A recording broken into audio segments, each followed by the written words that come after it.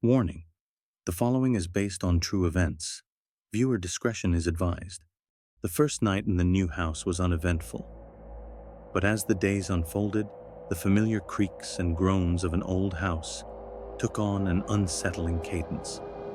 Ethan, in his innocence, began hearing whispers in the stillness, his imagination conjuring shadows that seemed to dance in the corners of his room. John dismissed it as an overactive imagination, and Emily, though unnerved, attributed it to the unfamiliar surroundings. However, as dusk settled and the shadows deepened, the whispers grew louder, and the shadows lingered longer, casting a foreboding pallor over their newfound home. One fateful night, the family awoke to a cacophony of slamming doors, chairs scraping across the floor, and plates crashing in the kitchen. Panic set in as they rushed to Ethan's room, finding him sitting upright, his eyes wide open, seemingly staring into an unseen abyss. "He's just having a nightmare," Emily whispered to John, her voice tinged with an attempt at reassurance. But then it came. Nathan. The voice that seemed to emanate from the very walls, a sinister hiss that echoed through the darkness. "Leave this place," it demanded, sending shivers down their spines. The family huddled together, fear etched across their faces as the malevolent force unleashed its fury. Shadows morphed into grotesque forms, dancing in sinister glee, and unseen hands rattled doorknobs. The air became charged with hostility, and the walls seemed to pulse with an otherworldly energy. By the time the first rays of dawn pierced through the curtains, the Thompsons were battered, bruised, and traumatized. Exhausted, they made a unanimous decision to leave the haunted house. As they hurriedly packed their belongings, the malevolent force seemed to recede, and the whispers faded into an eerie silence. But the relief was short-lived. The very structure of the house seemed to resist their escape.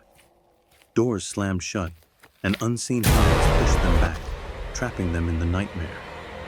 The malevolent force intensified its assault, pushing furniture in their path and manipulating the very walls of the house to obstruct their escape. The shadows, now animated with a malevolent intent, danced with grotesque glee as the family fought against an unseen adversary. In the heart of the chaos, they heard the chilling voice again. "Leave this place," it demanded, the words echoing through the haunted halls. Escape seemed impossible as the ghostly entity, now fully unleashed, toyed with their senses and manipulated reality itself. With adrenaline-fueled determination, they made a final dash for the front door. The entrance, however, seemed to recede as if the house itself resisted their escape. Unseen hands tugged at their clothes, threatening to pull them back into the dark abyss. In a climactic struggle against the paranormal forces, the family broke free.